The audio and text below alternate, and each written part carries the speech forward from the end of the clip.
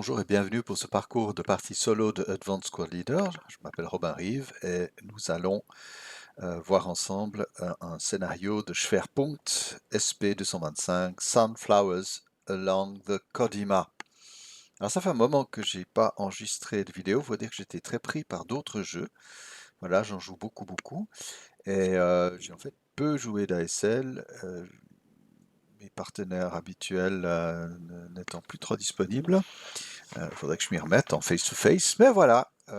Donc j'ai fait un peu d'escapade dans Commands and Colors Ancients, surtout Commands and Colors Napoleonics, et puis aussi Tricorn, The American Revolution, et puis bien sûr d'autres jeux, des dungeon crawlers comme Deliverance ou d'autres. Bref, voilà pour la petite histoire, mais me voilà de retour avec mes approximations, mes erreurs, mais mon enthousiasme, et c'est ça que j'espère que vous allez apprécier dans ces enregistrements, dans cette série de vidéos sur un petit scénario que nous allons regarder ensemble.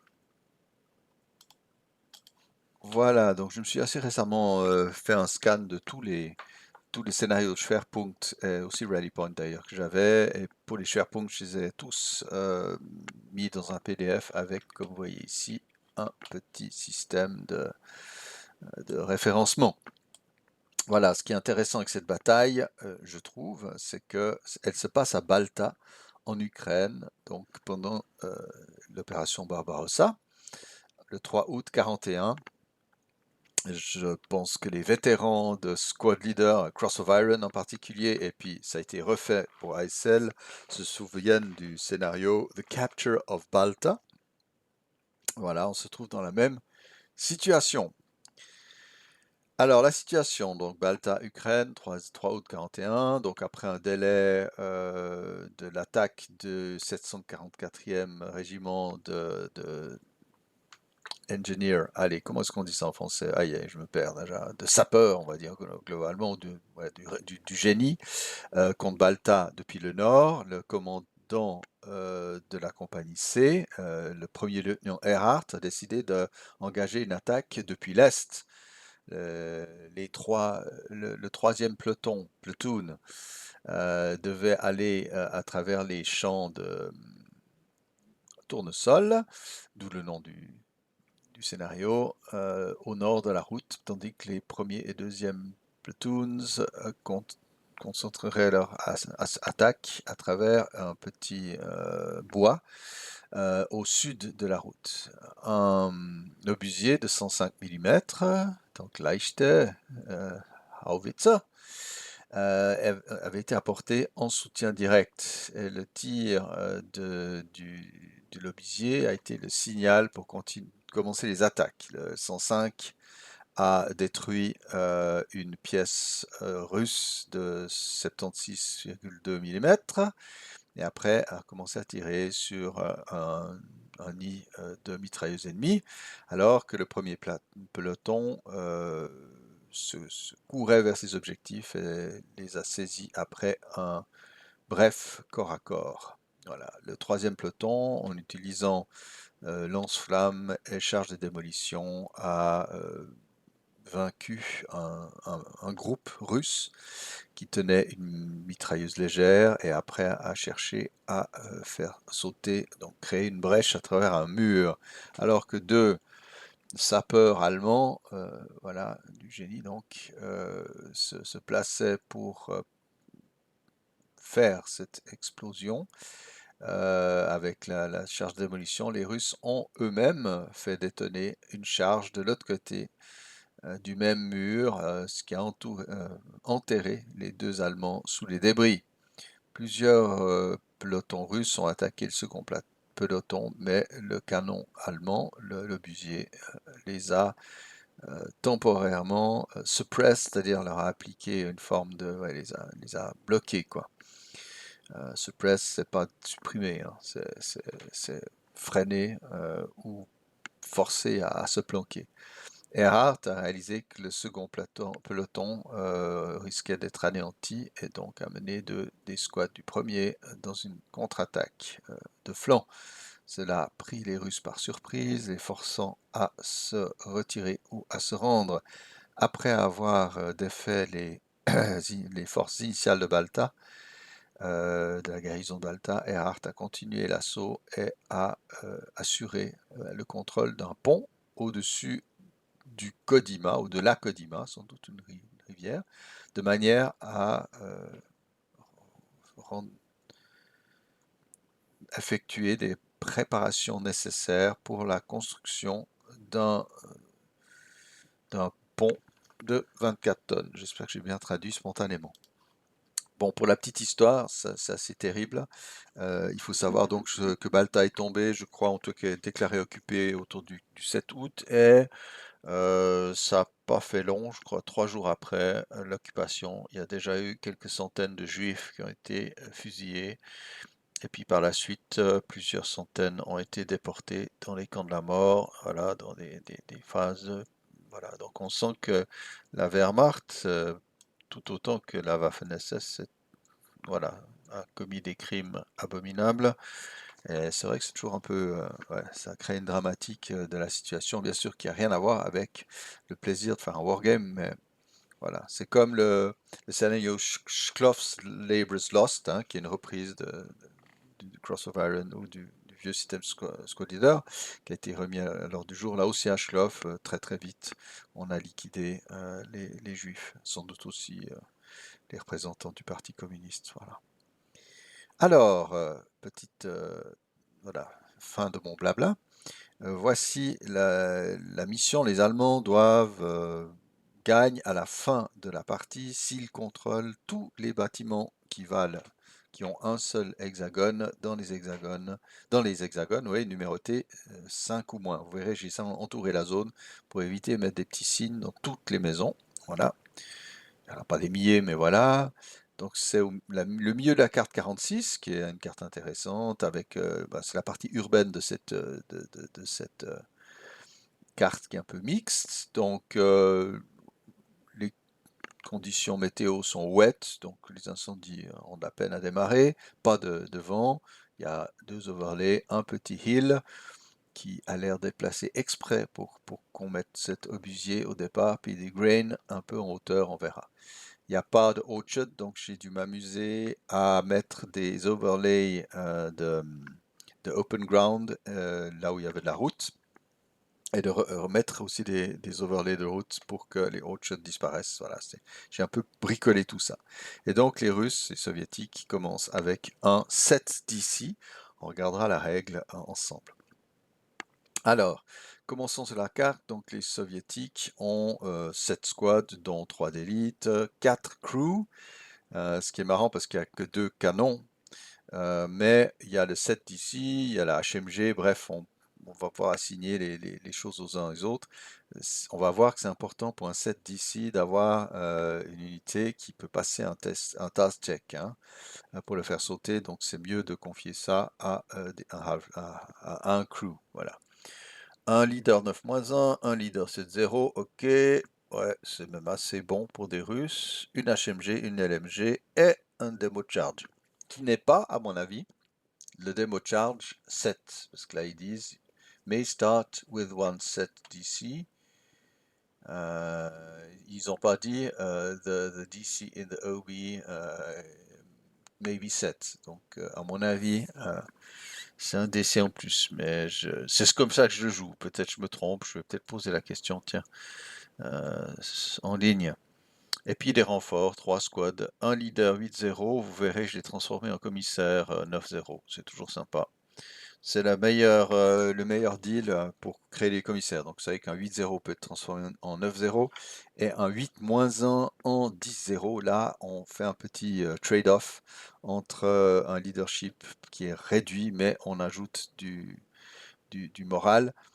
Bon, avec un 8-0 qui devient 9-0, c'est que du positif. Bon, sauf s'il se met à fusiller les traîtres, mais bon, ça donne du punch aux soviétiques. Alors les Allemands, c'est vraiment, voilà, les gros bourrins, 4 unités d'assaut. Alors c'est pas de Assault Engineers, simplement 8-3-8, voilà. 6-5-4-8, un crew. Ah, j'ai oublié de regarder le gros matos des Russes, on verra ça après. 3 leaders, c'est pas énorme pour 10 squads, disons, d'élite, mais bon, on vivra avec. 3 LMG, une FT, 2 DC et 5 Concealment, et donc une pièce de 105. Chez les soviétiques, il y a 2 T-26, modèle 37, ils n'ont pas de radio, mais bon, ils pourront créer quelques problèmes. Il y a donc la pièce d'artillerie, de canon d'infanterie de 76 mm, et un mortier de 82. Voilà. Et je crois qu'on a tout. C'est dans le format SharePoint, on a tout. Voilà, ce que j'apprécie avec SharePoint, c'est qu'ils ne surchargent pas leur scénario avec des special rules. Et j'apprécie beaucoup de ne pas avoir à lire la moitié d'un roman pour pouvoir jouer un scénario. C'est juste ça. C'est surtout qu'on n'oublie pas de SSR facilement. Là, il n'y a rien à oublier, quoi. Et donc l'auteur, c'est Randy Thompson. Voilà. Ouais, ça date 2009 ce scénario. Mais avant de poursuivre, on va regarder the set demolition. Donc un DC which is neither placed nor thrown is considered a set DC OK. Donc ça peut être prior to play by SSR or which was set and declared during play. Eh ben moi je pense que je vais devoir je vais compter le DC de l'OB comme étant 7. Voilà, c'est un choix. Et bon, à mon avis, voilà. Bon, il y a tout un blabla pour le faire. Ce qui compte surtout, c'est a set DC may be detonated sur la colonne 36 during any friendly fire phase. Donc prep fire, defensive fire, advancing fire phase. Ça peut être aussi, à mon avis, en defensive first fire. Donc après avoir été placé, ce qui est le cas, donc peut péter n'importe comment. Et il doit être dans les 6X et dans la LOS. D'une unité en good order. Voilà. Et cette unité doit passer à NTC pour le faire exploser. Voilà. Et ça malfonctionne sur un 12, mais il y a +1 pour chaque ennemi qui est dans la location de la DC. Donc il ne faut peut-être pas attendre qu'ils entrent dedans, mais bon, après on se demande à quoi ça sert. Voilà. Et là, excusez-moi, je suis en train de... Ouais, j'aurais dû faire pause et remonter.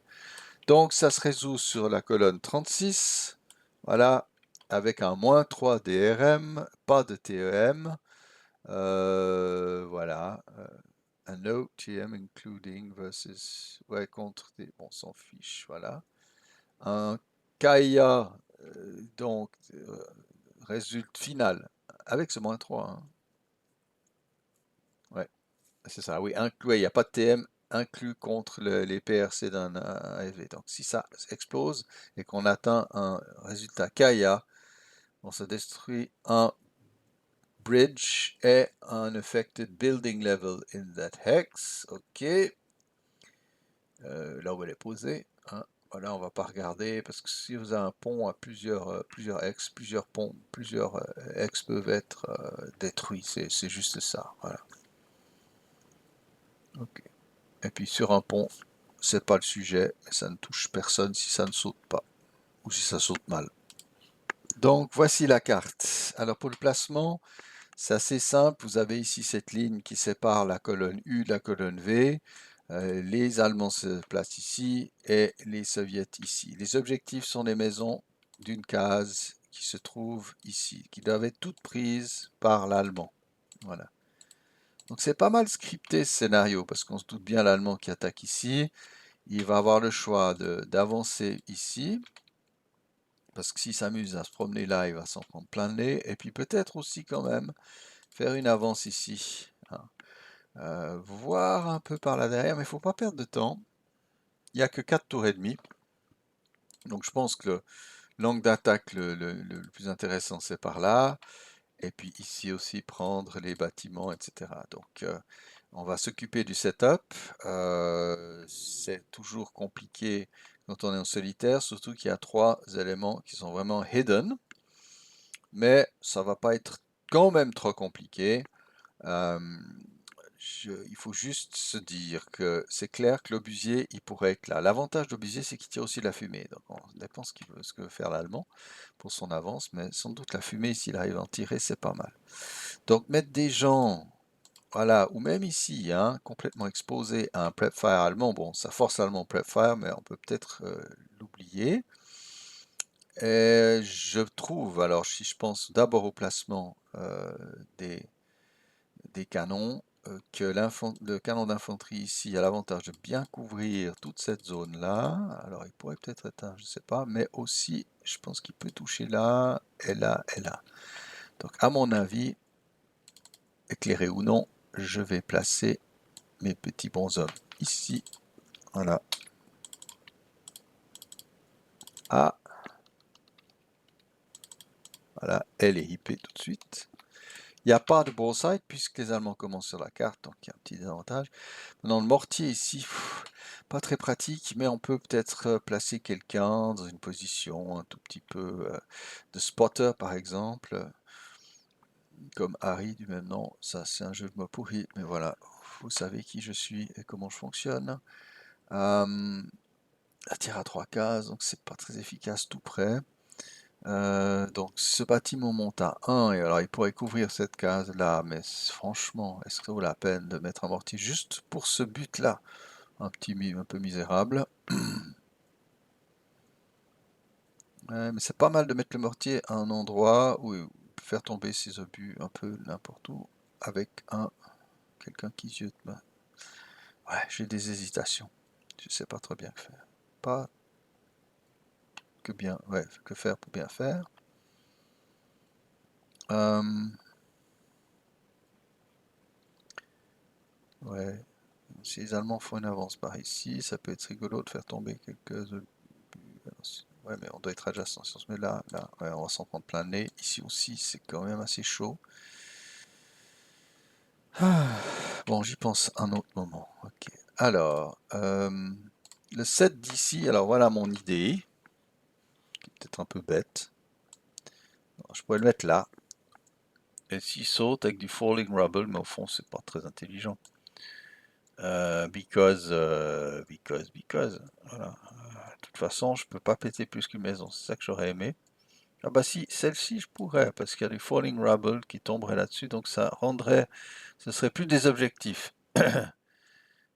Ouais, mais je suis en train d'aider l'allemand en faisant ça. Oh, voilà les dilemmes coutumiers de ce jeu particulier, n'est-ce pas? Voilà. Ouais. On peut aussi le mettre ici. Si on peut tout faire sauter. Avec du falling rubble, ici. Ouais.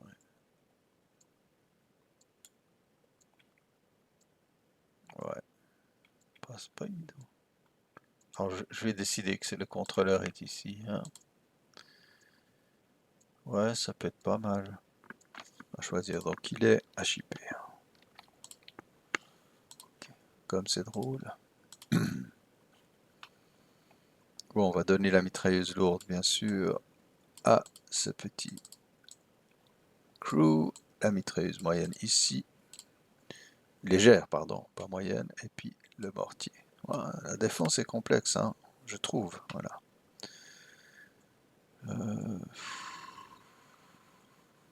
Ouais.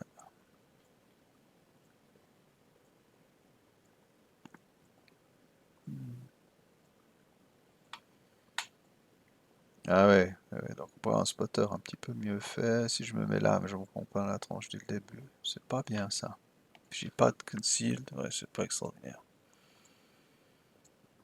Il faut essayer de faire tomber le mortier où on peut. Bah, je peux m'amuser. Le problème, j'aimerais bien le mettre là, par exemple. Mais il peut pas être à ce moment-là, comme qui dirait.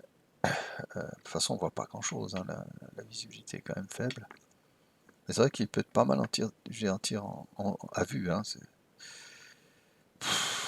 j'aurais dû réfléchir avant de me lancer comme ça, puis faire le setup un peu from the hip, comme on dit en anglais. Mais bon, on va quand même se mettre là. On s'en prend plein de nez. C'est pas évident.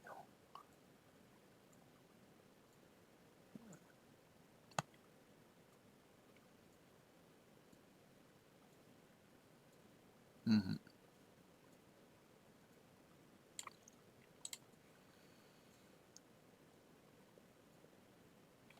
Ouais.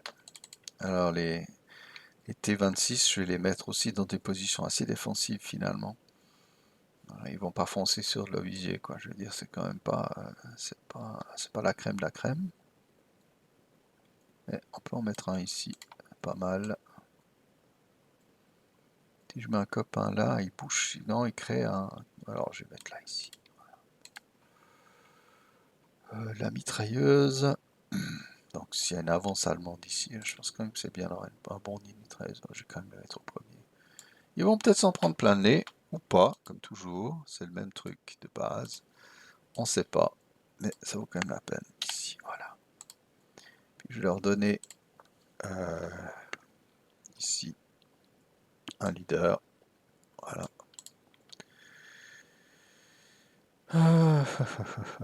Mais c'est ici vraiment la défense qu'il faut mener. Donc on va se mettre par là.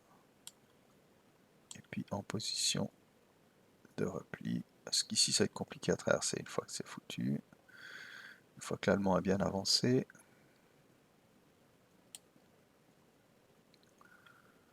Ouais, ben... Ouais, mais le mortier, une fois que... Ouais, c'est ça qui est pénible. Mais ouais, il a chippé. J'ai oublié, ouais. Ouais, mais l'allemand, ouais, ça va être limité, hein. Ça va être limité. De toute façon, c'est limité, on est en zone urbaine, hein, faut pas rêver. Donc voilà. Point d'hésitation.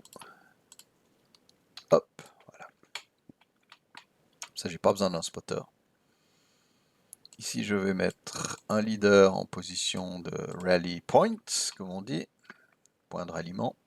Et on avance. Alors, est-ce qu'ici, non, je les laisse venir, c'est bien. Je vais quand même mettre du monde ici.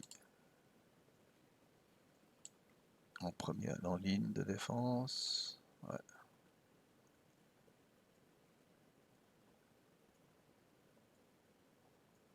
Ouais, peut-être qu'ils peuvent être juste en hauteur, ça leur donne un tout petit peu plus de points de vue. Ah non, mais ils en prennent plein de nez. Non, non, je vais les laisser comme ça. 4, 5, 8 ici aussi. En Fire Brigade.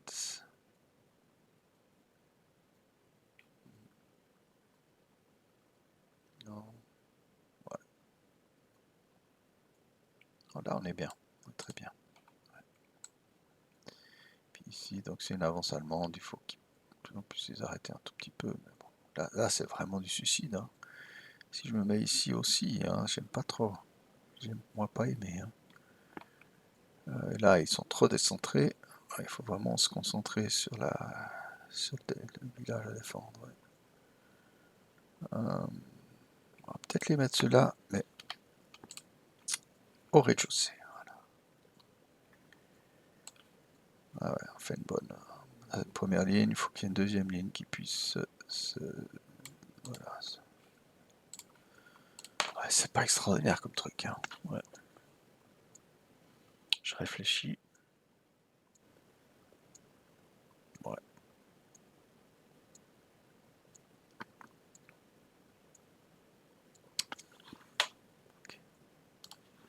Ok, alors maintenant je vais encore placer sniper, ce sera plus tard. Donc les Allemands, qu'est-ce qu'ils vont faire?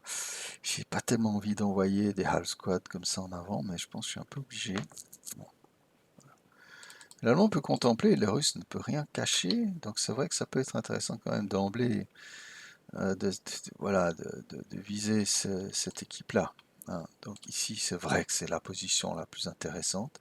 Alors je peux les viser avec du canon, mais après, bon, qu'est-ce que je vois? Je vois pas grand-chose. De toute façon, par rapport au récit, hein, au narratif du scénario, je trouve pas forcément qu'ils sont les mieux placés. Là, ils sont pas mal, ils peuvent tirer là-dessus, là-dessus, mais après, c'est fini. S'ils veulent commencer à faire du mal ici, il faudrait quelqu'un qui se trouve au-dessus de cette ligne, quelque chose comme ça, mais on voit plus cela. Donc, on va se la faire bourrin, voilà. C'est un peu stupide, c'est comme ça, voilà. Et puis, prête à s'élancer, ouais. On a une ligne là, donc on peut penser arriver là. Ici, c'est un peu dangereux, il y a quand même ces gens-là. Donc si on peut approcher, ouais, là, ici, ce serait quand même une bonne approche. Je vais mettre déjà mes gros billes à des endroits où ils vont pouvoir avancer. Ici, on a besoin d'un petit peu plus de portée. Et au fond, donc on va mettre quand même quelques 5, 4, 8. Au fond, ouais, je vais quand même peut-être en préparer à quelques... Voilà. On va mettre quelques half squads pour faire de la reconnaissance. Ah, et puis celui-là, il pourrait même tirer sur le tank soviétique, c'est pas mal. Je crois que j'ai pas droit à plus qu'un squad parce qu'il y a que, il y a pas 20, il y a pas 20 squads allemands. De toute façon, l'affaire est close. On va faire des mix. Là, on va mettre du grand monde. Ok, ici, ici, ici. Là, on comprend les deux attaques, hein. On va avancer par là. Mais ici, il faut approcher, il faut approcher. Bon, on va les armer quand même, cette équipe, avec des mitrailleuses. Parce que on n'a pas d'arme anti-char, mais une mitrailleuse à ce moment-là de la guerre contre T-26, c'est tout à fait jouable. Voilà. On verra pour les... Alors là, on a quoi? 2, 3, 4 squads quand même. Bon, c'est déjà pas mal comme pour une avance ici. Ouais, quoi qu'on peut, ouais, je trouve qu'en rajouter un, ça vaut la peine quand même. Par ici, voilà. Ah, on sait qu'on peut s'en prendre plein le nez, hein. Puis par ici, alors là, on entre dans le glacis, c'est pas génial. Donc on va gentiment commencer ici aussi, un 58. On va mettre un 838. Voilà. Et un autre 58. Alors, on va pas se la faire subtile. Bon, hop. Ah, il descend pas. Voilà. Ok. Alors maintenant. Ouais, là-haut. Ouais, je vais quand même donner une mitrailleuse à quelqu'un. Voilà. Ici. Ouais, on va essayer de faire un half squad pour commencer la partie. Et puis ici, on va mettre 2 leaders. Alors la grande question, n'est-ce pas? C'est à qui on donne ces jouets. Pas génial. Bon, le DC, je vais donner à Monsieur Müller là-haut. Et puis le lance-flamme.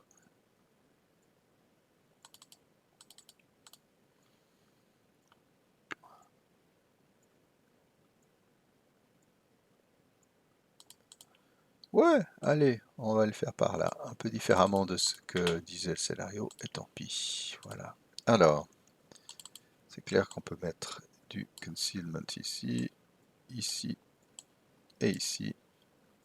Et là!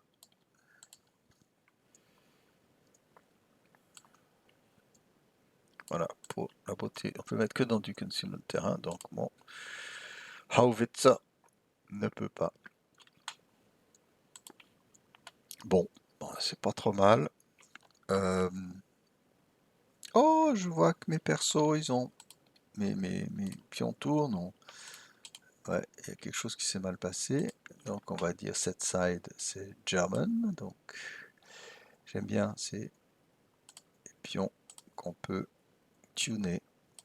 Voilà, il faut les chercher un peu, on les trouve. Voilà, voilà, parfait. Alors, on va mettre le sniper soviétique par ici. Il est assist, ouais, il est bien placé. Et puis ici au milieu, on va mettre l'allemand. Voilà. Et puis maintenant, concealment pour tous ceux-là.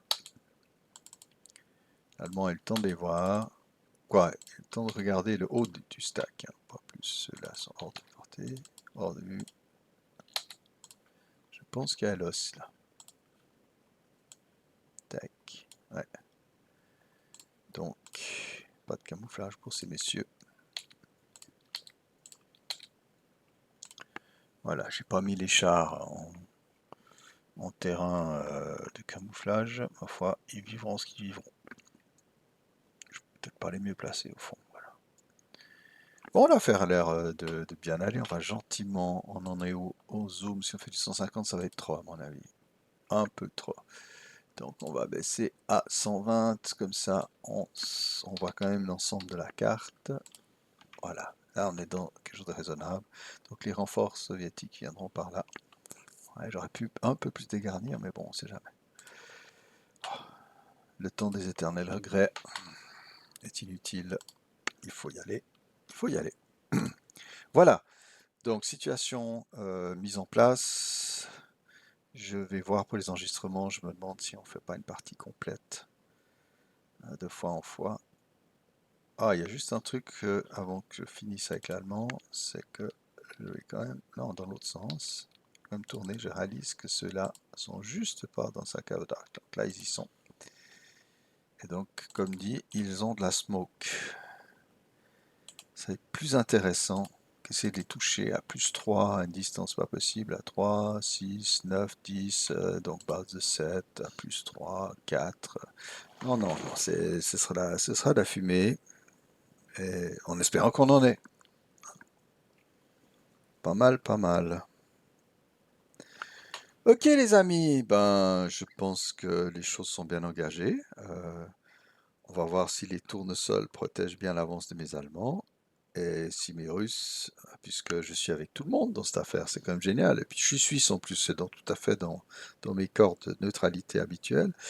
Euh, ouais, si mes Russes arrivent bien à freiner l'avance de ces espèces de gros méchants. Alors, à la prochaine pour commencer le premier tour allemand. Bye bye!